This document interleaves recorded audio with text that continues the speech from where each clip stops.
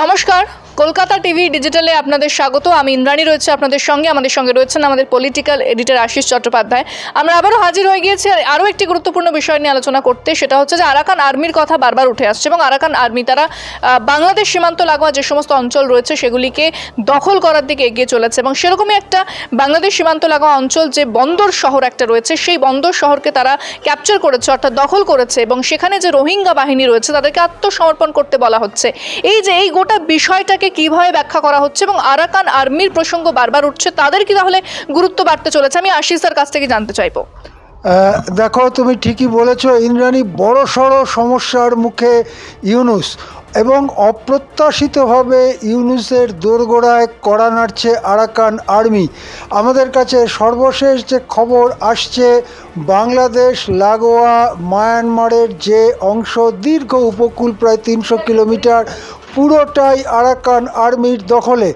এই আরাকান আর্মির বিরুদ্ধে এতদিন লড়াই করে এসছে রোহিঙ্গা সলিডারিটি অর্গানাইজেশন করে তারা আরাকান আর্মির বিরুদ্ধে লড়াই করেছে এই আরাকান বা রাখাইন অঞ্চলে।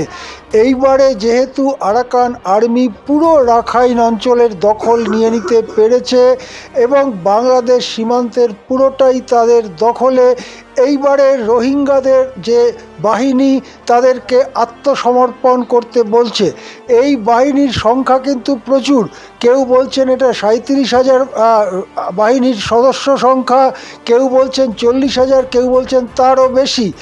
এই বাহিনী যদি মানে আত্মসমর্পণ করে রাখাইন বা আরাকান আর্মির কাছে, তাহলে সেটা ইউনূসের পক্ষে একটা বড় বিপর্যয় হবে।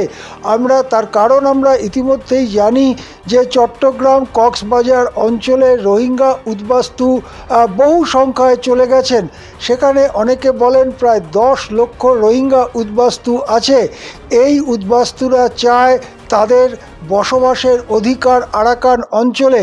সেখানে যদি ইউনূস সরকার আরাকান আর্মির হাতে পুরো এলাকাটা তুলে দেয়, তাহলে রোহিঙ্গারা যেমন সেটাকে ঠিকভাবে নেবে না, তেমনি বাংলাদেশের মানুষ, বিশেষ করে চট্টগ্রাম কক্সবাজার এবং লাগোয়া জেলাগুলোর মানুষও ইউনূসের ওপরে রীতিমতো চটে যাবেন। সেক্ষেত্রে এই দুদিক ব্যালেন্স করে কোন পথে যাবেন ইউনূস, তাই নিয়ে চাপ বাড়ছে তার ওপরে। শেষ পর্যন্ত কি তিনি রোহিঙ্গাদের যে সশস্ত্র সংগঠন তাকে অস্ত্রশস্ত্র দেবেন? সেক্ষেত্রে আরাকান আর্মির সঙ্গে যুদ্ধে জড়িয়ে পড়তে হতে পারে বাংলাদেশ বাহিনীকে, বাংলাদেশের সেনাবাহিনীকে। আর যদি আত্মসমর্পণ করার দিকেই ইঙ্গিত দেন, তাহলে দেশে দারুণ আনপপুলার বা সাধারণ মানুষের সমর্থন সরে যাবে মোহাম্মদ ইউনূসের ওপরে। কোন পথে যাবেন ইউনূস, আমরাও তাকিয়ে সেদিকে। ইন্দ্রাণী, একেবারেই সেদিকে আমরা তাকিয়ে রয়েছি এবং এর পরবর্তী আপডেট যা হবে অবশ্যই আপনাদের জানাবো, কারণ এই যে গোটা বিষয়টা সেটা অত্যন্ত গুরুত্বপূর্ণভাবে হয়ে উঠছে এবং আন্তর্জাতিক মহলে সেটা কিভাবে সেটাকে গ্রহণ করা হয় সেটাও আমাদের সেদিকে নজর থাকবে। তবে আপাতত আলোচনা এখানেই শেষ করছি। দেখতে থাকুন কলকাতা টিভি এবং কলকাতা টিভি ডিজিটাল, রাত দিন 7 দিন।